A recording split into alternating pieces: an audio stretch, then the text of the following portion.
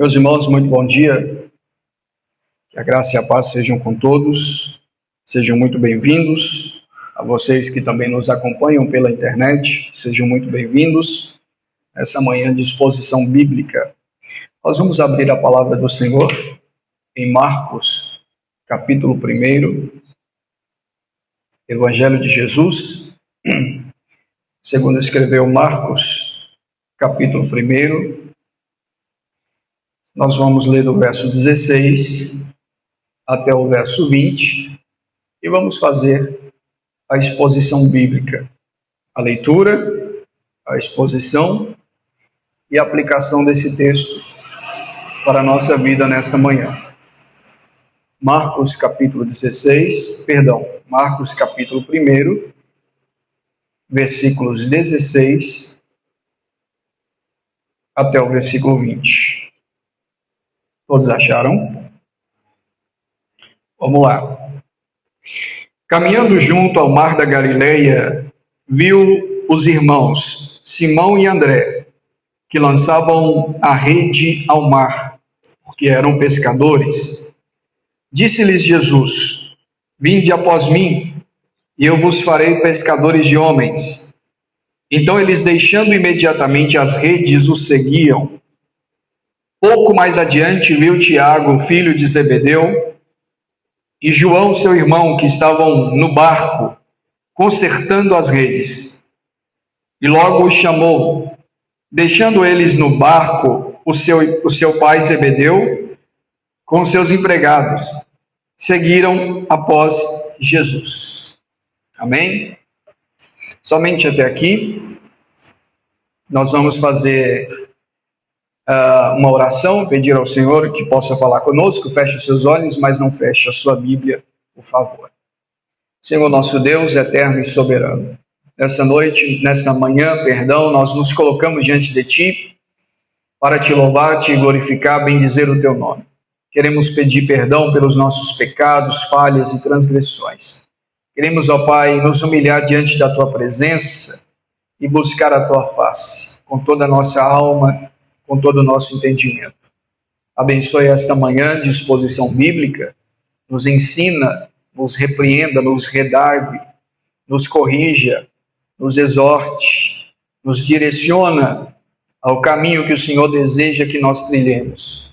Em nome de Jesus, fala conosco, através dessa palavra, em nome do Seu Filho Jesus, e que possamos mais uma vez sermos ricamente edificados e abençoados pelo poder da Sua santa, gloriosa, poderosa, maravilhosa, excelsa, grandiosa palavra. Em nome de Jesus, Senhor, fica conosco nesta manhã. Nos dê temor e tremor neste momento, porque a Tua palavra é viva e é eficaz. Nossa mente é limitada, é fraca, e somente o poder do Teu Espírito para nos auxiliar na compreensão da mesma. Em nome de Jesus. Amém. Esse texto que nós acabamos de ler nos traz lições importantíssimas para a nossa vida e para a nossa alma. Algumas considerações iniciais são de suma importância nesta introdução, para que nós possamos compreender o que esse texto tem a nos ensinar. Em primeiro lugar, nós precisamos nos orientar aqui que após Jesus ele pregar o evangelho do reino, conclamando as pessoas ao arrependimento, os gentios na região da Galileia, ao aproximar-se deles, Jesus os chama-os ao arrependimento e à fé. E após ele anunciar esse evangelho de arrependimento, esse evangelho de fé, ele então recruta os seus discípulos, os seus trabalhadores, os seus anunciadores. Uma vez que o reino já estava estabelecido, agora ele seleciona homens para o auxiliar nesta tão grande missão, tão grande tarefa, que é o anúncio do Evangelho da Graça. E os que são chamados à salvação sempre são comissionados, convocados para um treinamento. E após esse treinamento, estarem aptos para o anúncio do reino, para o anúncio do Evangelho. Portanto, queridos, em primeira análise nesta manhã, nós entendemos que quando Jesus anuncia o Evangelho, ao mesmo tempo ele chama homens para um treinamento específico, intensivo, para então anunciar esse Evangelho a outros povos. J. Vernon, comentarista, diz que nos Evangelhos há 3 requisitos em que os discípulos são chamados. Em primeiro lugar, eles são chamados para a salvação. Os discípulos, eles são comissionados para a salvação. Evangelho de João, capítulo 1, versículo 35 até o versículo 51, na região da Judéia, ele chama 2 homens, um chamado André e outro chamado Simão, conhecido como Pedro, e eles deixam as fileiras de João Batista e começam a ingressar na fileira de Jesus. Ou seja, eles deixam de seguir João e começam a seguir a Cristo após serem chamados. Porém, eles voltam para a Galileia e continuaram o serviço de pesca, a atividade de pesca. Segundo, os discípulos são chamados também para o discipulado. Conforme nós vemos aqui em Marcos, capítulo 1, verso 16 até o verso 20, nós veremos que no mar da Galileia, Cristo chama Pedro, André, Tiago e João, ambos filhos de Zebedeu, para serem convocados ao ministério de pregação. Então veja o paradoxo entre João capítulo 1, verso 35 a 51 e Marcos capítulo 1, verso 16 até o verso 20. Porque em João capítulo 1, verso 35 a 51, ele chama-os para a salvação, e em Marcos capítulo 1, verso 16 até o verso 20, para a salvação e também para a pregação. Para a salvação e também para o anúncio do reino, o anúncio desta salvação. Então é importante nós entendermos que tanto Pedro quanto André, Tiago e João são chamados para pregar, para o anúncio do reino, para o anúncio do Evangelho. Conforme também nós veremos em Lucas, capítulo 5, versos 1 até o verso de número 11. E eles também voltaram ainda para a pescaria. Isso é muito interessante observarmos à guisa de introdução. Mas em terceiro lugar também, queridos, nós observamos dentro desse contexto que eles são chamados também para o apostolado, chamados para a salvação, chamados para a pregação e chamados para o apostolado. Em Marcos capítulo 3, versos 14 a 21, Cristo separa os 12 aqui, já completos, e os envia para pregar o Evangelho, expulsar os demônios. E através desse comissionamento, esses 12 homens abalaram o mundo. E aqui, usando as palavras do Dr. John MacArthur, 12 homens extraordinariamente comuns, mas que abalaram o mundo. Isso é extremamente interessante. Segunda observação inicial, antes de entrarmos no texto, é que Jesus chama para o seu trabalho pessoas que estão ocupadas. Notem vocês que ele não chamou pessoas que estavam desocupadas, mas ele chamou pessoas que estavam na pesca, pessoas que estavam trabalhando, pessoas que estavam na pescaria. É importante observarmos que Cristo ele não chama ociosos para o seu trabalho. A obra do Senhor, ela exige energia, disposição, trabalho e trabalho árduo. Quem coloca a mão no arado, diz a Bíblia, que não pode jamais, em nenhum momento, olhar para trás, porque não é digno da missão. Logo, todos aqueles que são chamados, eles já são chamados em um ambiente de trabalho, em um ambiente de cultivo, de trabalho, de profundo trabalho. Porque o Evangelho é trabalho. Deus chamou Moisés quando Moisés estava pastoreando as ovelhas do seu sogro, Jetro, lá no deserto do Sinai.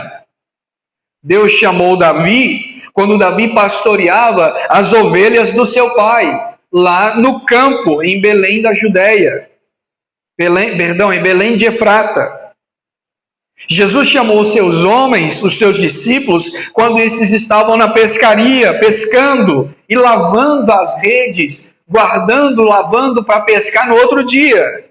Marcos capítulo 1, verso 16 a 20. Deus chamou Amós como profeta quando ele estava nos prados da terra, no deserto, nos prados da terra, nos prados de Tecoa, para profetizar. O historiador Flávio Joséfo diz que haviam tantos pescadores na época de Cristo no Mar da Galileia que podia contar 330 barcos de pesca somente naquela região. Se nós temos 330 barcos de pesca na região do Mar da Galileia, imagina a quantidade de pescadores para trabalhar nesses barcos, gente. Olha a quantidade de pescadores que haviam na região do Mar da Galileia no tempo de Jesus. E esses 12 homens aqui que foram chamados, especificamente Pedro, Tiago, João, André, eles foram chamados dentro de um ambiente de pesca, no meio da pescaria, no meio do serviço, no meio do trabalho deles. Isso é muito importante nós salientarmos. Mas em terceiro lugar, queridos, nós precisamos observar também que Jesus ele chama para o seu trabalho homens humildes, simples. Ele não foi buscar nas escolas rabínicas que haviam.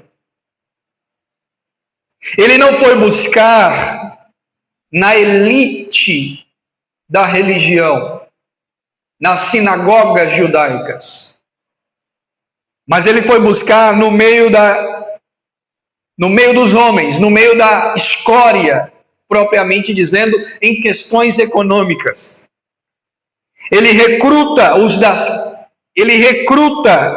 os da classe operária, os pescadores, os trabalhadores, os iletrados, os simples. Ele chama, diz a Bíblia, as coisas loucas para confundir as sábias e envergonhá-las. 1 Coríntios capítulo 1, verso 26. Logo nós podemos entender que ele trabalha na contramão da lógica e da filosofia humana. O comentarista William Barclay, olhando para esse texto, diz que ninguém creu em homens comuns como Jesus. Ninguém deu crédito, deu a autonomia, a autoridade para homens comuns como Jesus. Nenhum outro homem da história vai escolher homens extremamente comuns para ocupar cargos extremamente importantes. E até hoje nós vivemos num mundo meritocrático, né? Um mundo que você é avaliado de acordo com as agregações e apremiações que você tem. Quanto mais você é formado, letrado, culturalmente perfeito, melhor serão as categorias que você subirá. Para Jesus é o contrário. Jesus escolhe os pequenos, os fracos, os humildes e muitas vezes até ignorantes para serem trabalhados, treinados, tratados, para depois assumir posições extraordinárias. Isso é muito importante salientar. Porque Deus não precisa de estrelas. Deus não precisa de pessoas promissoras. Deus não precisa de pessoas culturalmente formadas. Não que a cultura e a formação não seja importante, mas que Ele busca essas pessoas para lapidá-las, para formá-las, para ensiná-las, para discipulá-las e para mostrá-las que quem realmente importa, que é o Evangelho, que é a salvação em Cristo Jesus, o nosso Senhor. Posto isso, meus queridos, vamos ao texto. Verso 16, caminhando junto ao mar da Galileia, viu os irmãos Simão e André, que lançavam a rede no mar, porque eram pescadores. É destacado aqui a região que Simão e André foram chamados. E a região é Mar da Galileia. O Mar da Galileia era um lago com cerca de 19 quilômetros por 10 quilômetros de largura, também chamado de Lago de Genezaré ou Mar de Tiberíades. Esse lago chamado Mar da Galileia era um lago de água doce, mas é chamado de mar devido à sua extensão e o seu tamanho. E ali naquela região próxima foi o palco de inúmeras manifestações, inúmeros acontecimentos, inúmeras manifestações do próprio Mashiach, do próprio Yeshua entre os seus discípulos. E esse versículo aqui, o verso 16, diz que Simão e André, eles eram irmãos. E eles lançavam as redes ao mar da Galileia para a pescaria. É importante nós observarmos a personalidade de cada um deles, que será destacada lá no capítulo 3. Então nós temos aqui a natureza do chamado. A natureza do chamado para serem pescadores de homens. Jesus ele vai chamar esses dois homens,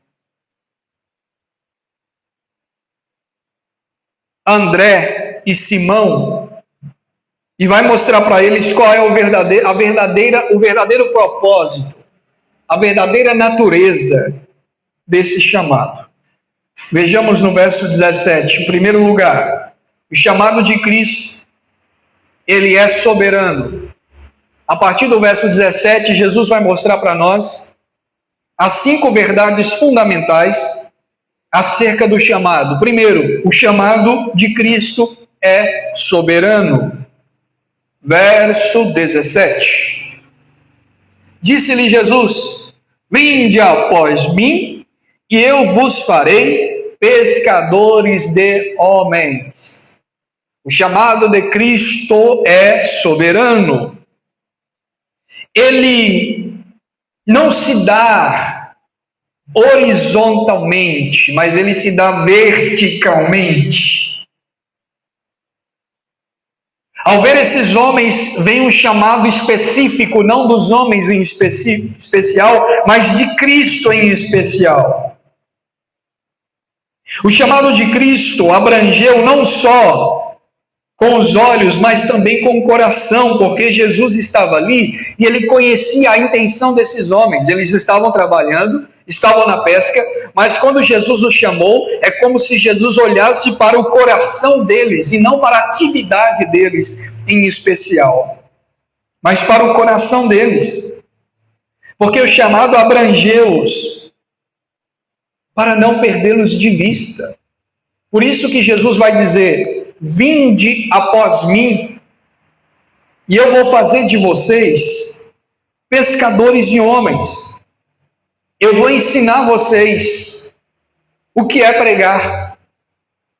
Eu vou ensinar vocês o que é pregar a mensagem, o que é pescar homens, o que é realmente viver e morrer pela mensagem do reino, pela mensagem do Evangelho.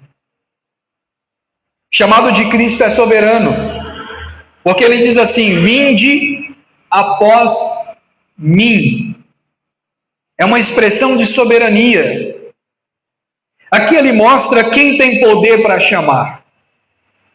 Eu não estou chamando vocês de forma aleatória, não estou chamando vocês para uma colônia de férias.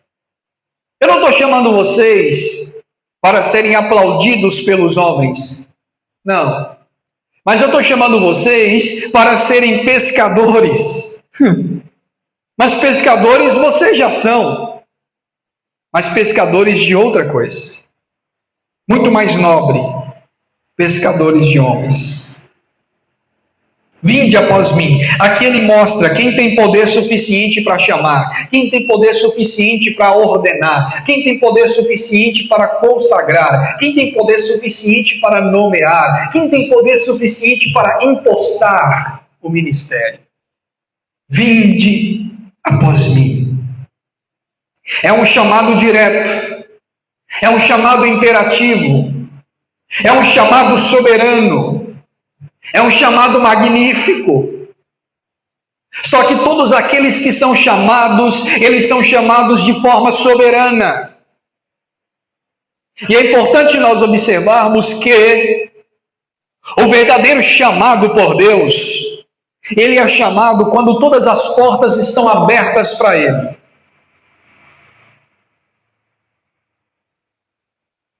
Você não é pastor porque você tentou ser empresário e não deu certo. Você tentou abrir uma igreja, abrir uma empresa, não deu certo. Você tentou ser vendedor, não deu certo. Você tentou ser um profissional, não deu certo. Então agora eu vou virar pastor. Não, não é isso. O verdadeiro chamado, ele vem quando todas as portas estão abertas para você. Do tipo assim, eu tenho um emprego efetivo, eu ganho mais de, 30, 40, 50 mil reais por mês, mas o Senhor me chamou para o reino, o Senhor me chamou para o evangelho, e eu vou ter que adequar e adaptar minha vida a no máximo 3 salários mínimos para me sustentar e sustentar a minha família. Contudo, o evangelho será pregado ao mundo e almas se converterão a Cristo. Aí sim, o chamado vem quando todas as portas estão abertas para você, mas o reino de Deus é maior do que todas elas. Porque o que se tem hoje é o contrário.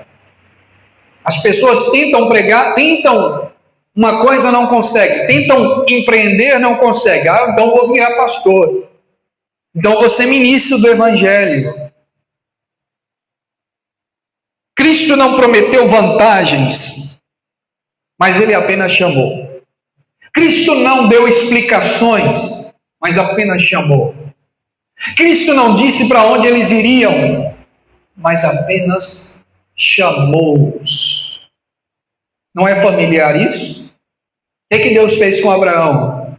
Abraão, sai da sua terra e da sua parentela. Vai para uma terra que eu vou te mostrar. Aonde, Senhor? Não interessa, sai.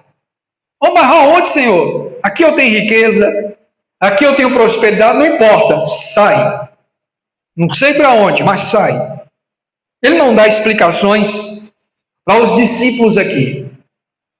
E muito pior, ele usa uma expressão meio que complicada. Eu vou fazer de vocês pescadores de homens. Esses homens aqui eram pescadores profissionais. Dependiam da pesca para sustentar a família deles, para se sustentarem.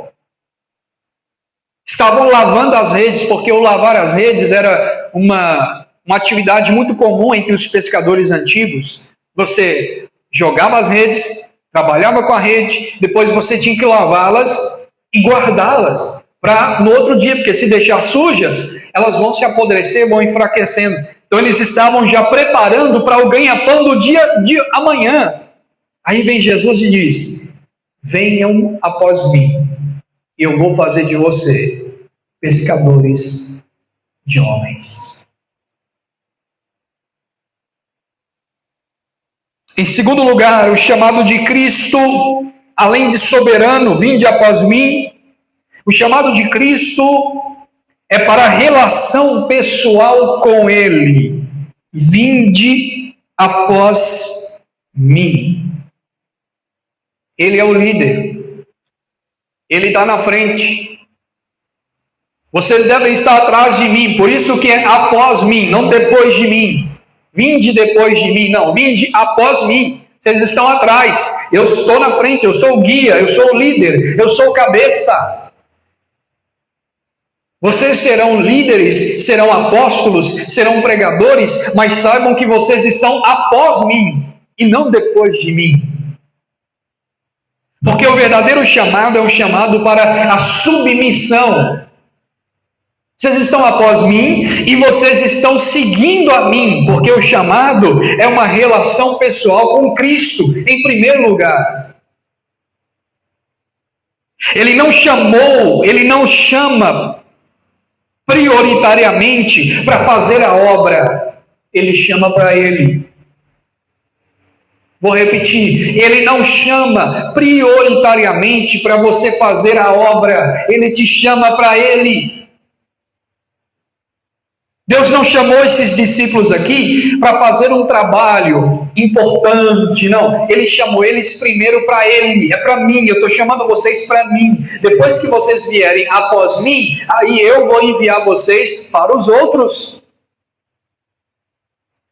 De tal forma, queridos, que a sua vida importa mais para Deus do que os seus dons. O seu ministério é importante, mas a sua vida é mais importante para Deus do que o seu ministério. A sua pregação para Deus é muito importante, mas a sua família é mais importante para Deus do que a sua pregação. A sua vinda no domingo na igreja, de manhã e à noite, é muito importante, mas a sua comunhão com seu esposo é mais importante do que estar aqui 24 horas. Jesus chama os discípulos para ele, para depois ele os enviar para o mundo. Primeiro para ele, depois para o mundo. Primeiro para ele, depois para o mundo. Primeiro para mim, depois para os outros. Cristo tem primazia na sua vida? Ele não chama prioritariamente para fazer um trabalho, mas ele chama para ter comunhão com ele. Ele chama para estar após ele, seguir os seus passos, caminhar as suas pegadas. O Deus da obra é mais importante do que a obra de Deus. Eu vou repetir, o Deus da obra é mais importante do que a obra de Deus. Nós estamos tão tecnológicos. A igreja precisa de ter um púlpito melhor, a igreja precisa de ter uma iluminação melhor, o templo precisa de ter poltronas acolchoadas, ar-condicionado. Querido, o Deus da obra é mais importante do que isso. Isso é relevante, isto é importante, isto é necessário, mas o evangelho tem prioridade. É por isso que é mais importante para mim, como pastor, ajudar famílias e sustentar vidas, muitas vezes, do que comprar lotes, do que construir igrejas, que tudo virará pó, enquanto almas estão perecendo lá fora. Quando tem pessoas que não têm uma comida, ainda não tomou o café da manhã e não vai comer hoje. Quais são nossas prioridades? Não seria viável ficarmos 50 anos pagando um aluguel com o que entra de recursos financeiros na igreja de forma honesta, não extorquindo pessoas, e a gente paga o aluguel de algo que a gente vai usufruir e depois a gente pode mudar para outro local, sei lá o que aconteça, mas vidas estão sendo sustentadas, alimentadas e abençoadas do que a gente construir um império, um templo de Salomão coberto de ouro por dentro e por fora, quando na verdade vidas estão morrendo nos hospitais. Vidas estão com fome. O que a gente vai apresentar diante de Deus? Concreto? Tijolo? Cimento? Porcelanato? Ou almas, vidas? Eu assisti um filme uma vez chamado A Lista de Schindler, de um homem chamado Oskar Schindler, que era um homem rico, próspero, e ele comprava os judeus que estavam sendo levados para os campos de concentração nazista. E ele vendeu tudo o que tinha, toda a sua fábrica, toda a sua empresa, para comprar esses escravos judeus que estavam sendo levados para a morte. E eu me lembro de uma cena que não sai da minha mente, ele tirando um anel de ouro do seu dedo, dizendo isso: essa aliança, esse anel, vale 2 vidas, vale 2 almas. E ele vai vendendo tudo o que ele tem para salvar, para comprar essas pessoas, para não ser mortas pelo campo de concentração nazista. Isso não mexe com a gente? E o que nós estamos fazendo com o Evangelho do Reino, que foi feito para salvar pessoas, para pescar homens, e a gente está pescando concreto, está pescando porcelanato, está pescando locais, e não pessoas. Vinde após mim, e eu farei de vocês pescadores de homens. O Deus da obra é mais importante do que a obra de Deus. Só que uma coisa é importante salientar: o Deus da obra é mais importante do que a obra de Deus. Mas a obra de Deus inclui trabalho, serviço e prontidão. E disse-lhes: vinde após mim, e eu vos farei, quem faz é Ele, eu vos farei pescadores de homens. O objetivo principal da igreja embrionária, ou seja, a igreja nascente, a igreja embrionária, a igreja que é o embrião, a igreja do princípio, a igreja do início. O objetivo é chamar outros, salvar outros no bom sentido da palavra. Outro ponto a destacar aqui é que o chamado de Cristo exige pronta e imediata resposta. Ah, Senhor, eu vou pensar. Não, estou ocupado, Senhor. Tem que terminar de lavar ainda essa rede. Não, Senhor, eu vou dar a resposta amanhã. Eu vou orar primeiro. Não, eu vou buscar a direção de Deus primeiro. Foi isso? Olha o verso 18. Então eles deixaram imediatamente as redes e o seguiram. Eu acho engraçado aqui, porque eu adoro esse verso 18. Tem uma canção aí, antropocêntrica, que diz assim: quem mandou largar a rede? Aí eu venho no 18 e diz: Jesus mandou largar a rede. Olha aí o verso 18. Então eles, deixando imediatamente a rede, o seguiam. Quem manda largar a rede é Jesus. A quem mandou vocês parar de trabalhar? Foi Ele me chamou para a obra. Quem mandou vocês pararem de lavar essas redes? Foi Ele. O chamado de Cristo exige pronta e imediata resposta. Eles não hesitaram, eles não objetaram, eles não levantaram objeções, eles não levantaram problemas, eles não discutiram o assunto, eles não chamaram Jesus para uma conversa, eles não perguntaram para onde eles iriam, nem quanto eles iriam ganhar, nem o que eles iriam perder, eles não fizeram caso nisso, eles prontamente atenderam o chamado de Cristo. Eles não pediram tempo para pensar, eles não pediram tempo para conversar com a família, eles não duvidaram, nem impuseram condições. Não, o Senhor vai me chamar, mas eu preciso disso, eu preciso daquilo outro, eu tenho que ter isso, tenho que ter aquilo. Eles não colocaram condições. Oh, aleluia! Eles simplesmente obedeceram, imediatamente, prontamente. E eles deixaram imediatamente as redes e o seguiram. Eu fico me perguntando como pode. Homens que dependem do trabalho, está ali trabalhando, suando o dia todo. Chega um homem simples da Galileia, com vestes muito simples, semelhantes a eles mesmos, galileus. Não tem nada de imponente naquele homem, nada de interessante fisicamente naquele homem. A altura era em média deles todos. Era um homem de baixa estatura, um homem simples, um homem que não tinha beleza, nem formosura para que o desejássemos. Chega para um bando de pescadores e diz assim: vinde a mim. Aí esses bando de pescadores se levantam imediatamente e segue. O que tinha nesse homem? Qual foi o que chamou a atenção de Pedro, de André, de Tiago, para se levantar sem perguntar nada, sem falar nada e seguir esse homem, gente? O que tinha nele, senão a presença do grande Deus Todo-Poderoso, ali encarnado entre eles, o próprio Deus em pessoa? Como é que eu vou dizer que esse homem da Galileia não é o próprio Deus?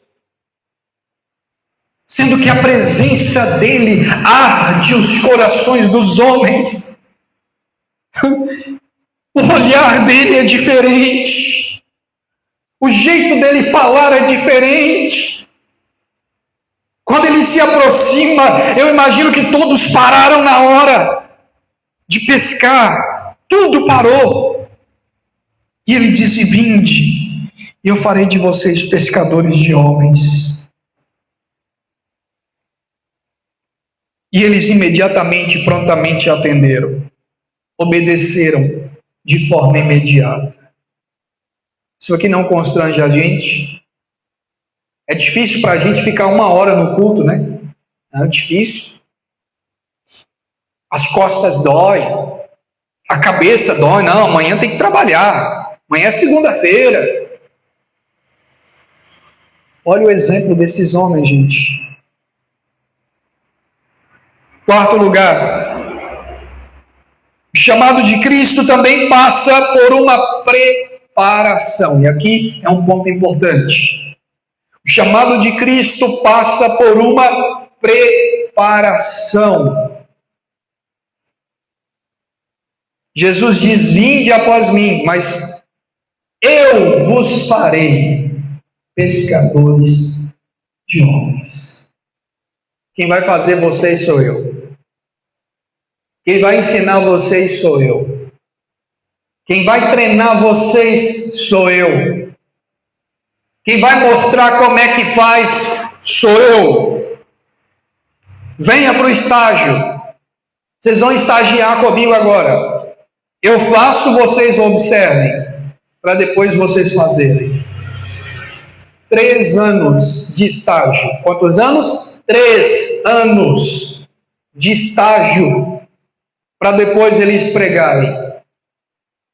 Não, os apóstolos não tinham teologia, os apóstolos não continham estudo. Como não?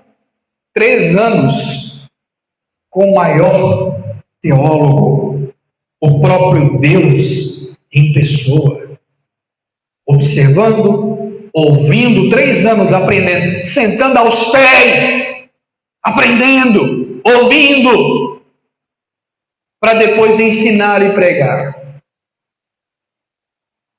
3 anos de seminário, 3 anos de faculdade. Eu vos farei, no grego aqui, o tempo verbal está no futuro. Adolfo Paul diz que seguir a Cristo ainda não é ser enviado. Isto vem depois. Por isso que o tempo verbal aqui é no futuro. Eu vou fazer. Não é eu estou fazendo agora necessariamente, mas eu vou fazer. Eu vos farei. Ou seja, ele chama para a obra, mas antes ele prepara para a obra. Ele ensina, equipa, treina, capacita. Prepara esses homens. Notem vocês que ao andar, comer e viver ao lado deles por 3 anos, Cristo os ensina, os prepara e os treina para a obra. Vamos caminhar? Quais são as exigências? O que o chamado exige? O que o chamado exige? Em primeiro lugar, rompimento com o passado. Rompimento com o passado. O verso 18 diz: então eles deixaram imediatamente as redes e o seguiram. 19, pouco mais adiante viu Tiago, filho de Zebedeu, e João, seu irmão, que estavam no barco consertando as redes. Os quatro pescadores deixaram de imediato o barco, as redes, o trabalho, seus empregados, porque eles eram empresários de pesca. Tiago e João eram irmãos, inclusive deixaram o próprio pai, Zebedeu. Já Pedro e André largaram as redes e seguiram Jesus. O passado é todo esse trabalho. Eles largaram e seguiram Jesus. Por isso que é importante você matar o seu passado e entregar o cadáver a Cristo, porque Ele sabe o que faz. Deixe seus sonhos. Cristo é maior do que eles. Cristo não morreu por eles. Aborrece-os, deixe-os. Jesus não morreu na cruz para você ter um carro novo. Jesus não morreu na cruz para você ter uma casa nova. Jesus não morreu na cruz para você ter sonhos concretizados. Isso é mentira da teologia da prosperidade. Jesus não morreu na cruz para você ter um futuro promissor. Jesus não morreu na cruz prometendo bênçãos e vitórias para você. Ele morreu na cruz para salvar você e fazer de você pescador de homens. Abrace o seu chamado. Jesus, ele morreu para pagamento dos seus pecados, foi no seu lugar. Por isso eles largaram imediatamente, porque o chamado de Cristo é maior do que o sonho. Você acha que eu, reverendo Bruno Rocha, preferi estar aqui todo domingo pela manhã pregando e à noite pregando e na semana aconselhando, visitando, ajudando pessoas, ou eu preferia estar viajando, estar em locais maiores, ou estar trabalhando em uma empresa promissora, um trabalho efetivo? O chamado de Deus é maior do que os meus sonhos. O chamado de Deus é maior, de tal maneira que quando eu entro nisso, eu começo a entender que isso é o maior trabalho, mais nobre que tem. E se eu tivesse 1000 vidas, eu daria todas elas neste ministério. Eu daria todas elas no reino. O chamado de Deus também inclui consagração do presente. Anulação do passado, consagração do presente. Notem vocês que eles deveriam buscar primeiramente o reino de Deus. O reino de Deus. Somos todos portadores da maior e mais bela notícia, o evangelho do reino de Deus. Mas em terceiro lugar, queridos, o chamado de Deus também inclui um investimento para o futuro. Eles entraram num projeto sem volta. Porque missões é um caminho sem volta, não tem retorno. Eles abraçaram a causa que mudariam a história do mundo inteiro. E por consequência, receberiam recompensas não terrenas, mas recompensas eternas. Porque eles se tornaram os pilares da igreja. Os pilares da igreja. Notem vocês que quando eles assumiram esse chamado, eles abalaram o mundo. Eles abalaram o mundo. Porque o chamado de Deus também inclui um investimento futuro.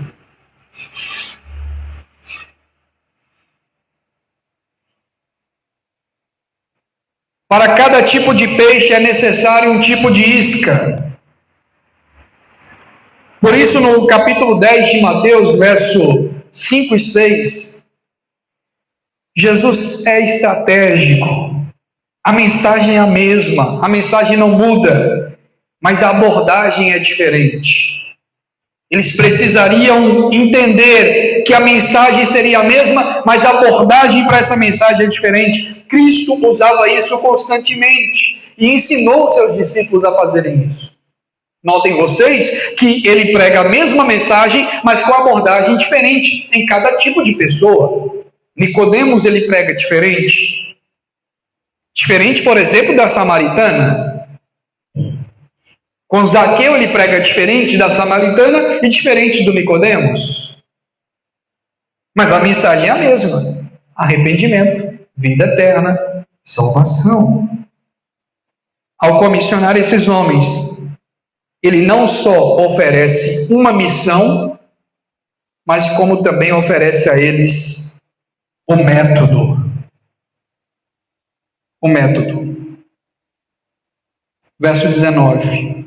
Pouco mais adiante viu Tiago, filho de Zebedeu, e João, seu irmão, que estavam no barco, consertando as redes. Verso 20. E logo os chamou, deixando eles no barco, a seu pai Zebedeu, com os empregados, seguiram após Jesus. Ele orienta não somente falar, mas falar com poder. Mateus capítulo 10, versos 5 até o verso 14, eu quero que você abra comigo para a gente encerrar. Mateus capítulo 10, do verso 5 até o verso 14. Veja que ele deu a eles um método, ele deu a isca, o método. Mateus capítulo 10, versos 5 a 14, diz assim o texto: A estes 12 enviou Jesus, dando-lhes as seguintes instruções: Não tomeis rumo dos gentios, nem entreis em cidade dos samaritanos, mas de preferência procurai as ovelhas perdidas da casa de Israel. E à medida que seguides, pregai: a quem está próximo o reino dos céus. Curai os enfermos, ressuscitai mortos, purificai leprosos, expeli demônios. De graça recebestes, de graça dai. Não vos provereis de ouro, nem de prata, nem de cobre, nem de cintos, nem de alforje para o caminho, nem de 2 túnicas, nem de sandálias, nem de bordão, porque digno é o trabalhador do seu alimento. E em qualquer cidade ou povoado em que entrardes, indagai quem neles é digno, e aí ficai até vos retirardes. Ao entrardes na casa, saudai-a. Se com efeito a casa for digna, venha sobre ela a vossa paz. Se porém não for, torne a paz para vós outros.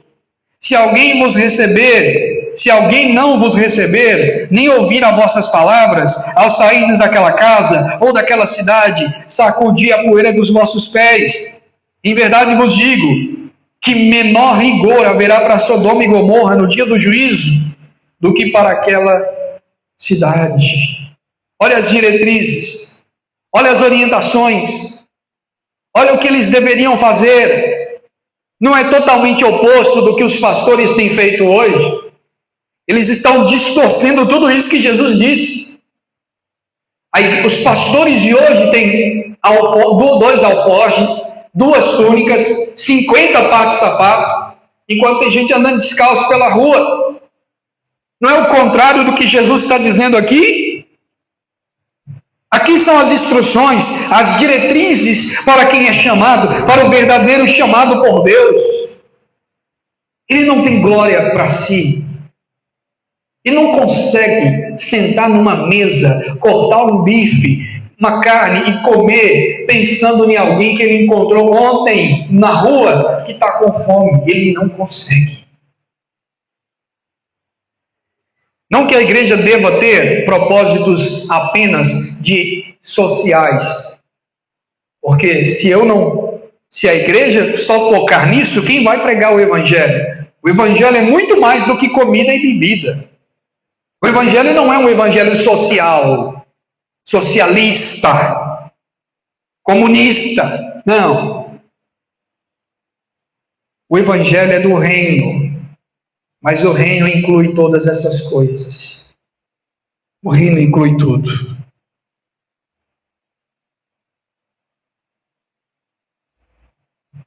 Para a gente encerrar, meus queridos, quais são as aplicações práticas desse sermão para a nossa vida nesta manhã?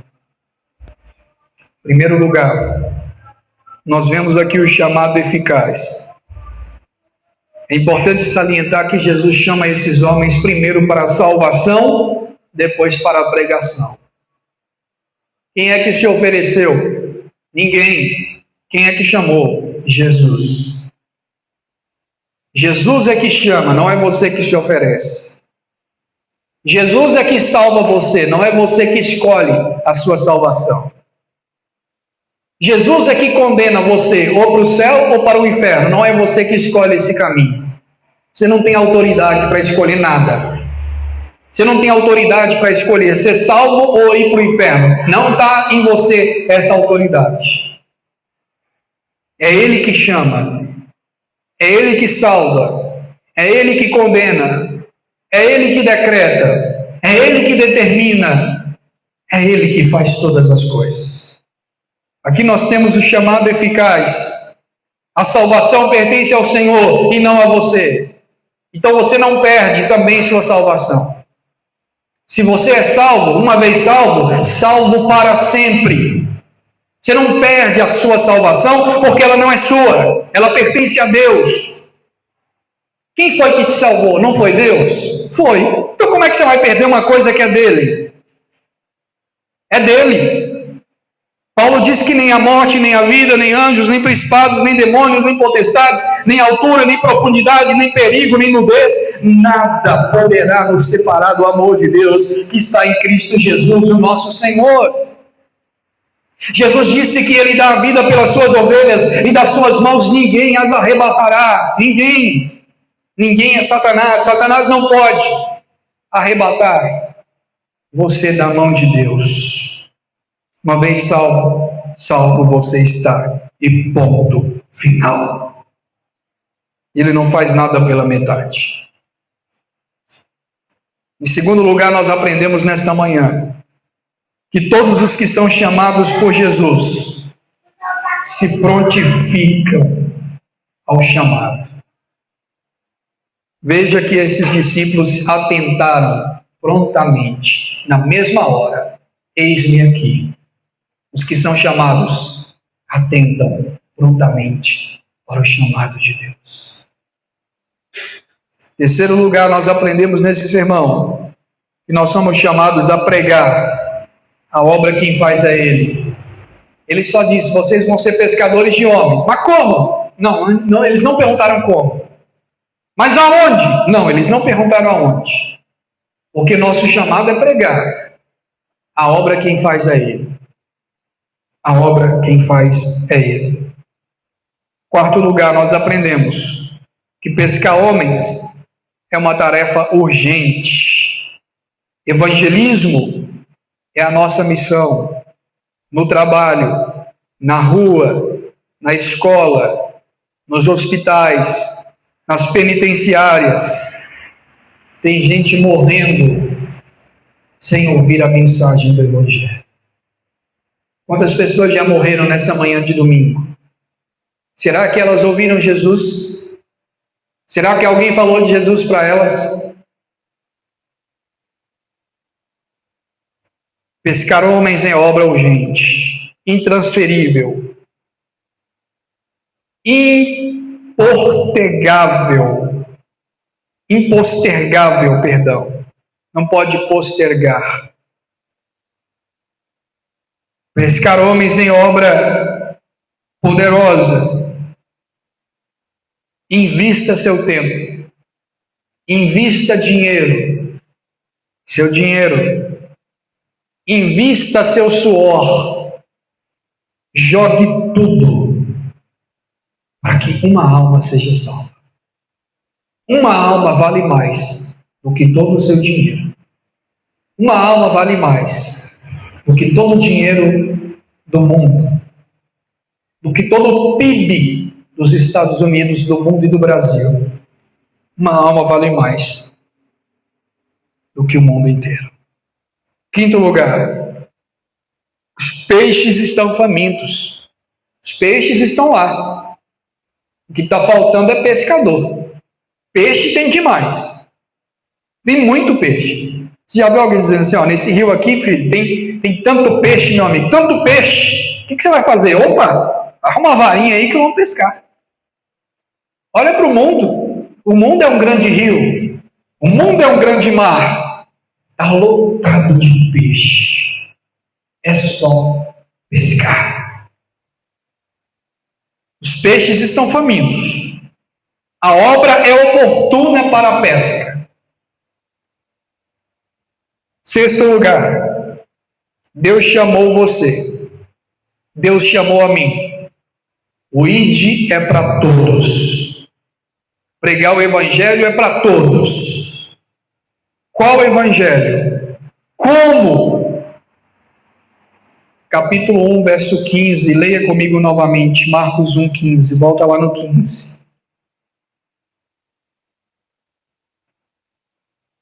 Marcos 1, 15. Arrependei-vos e crede no Evangelho.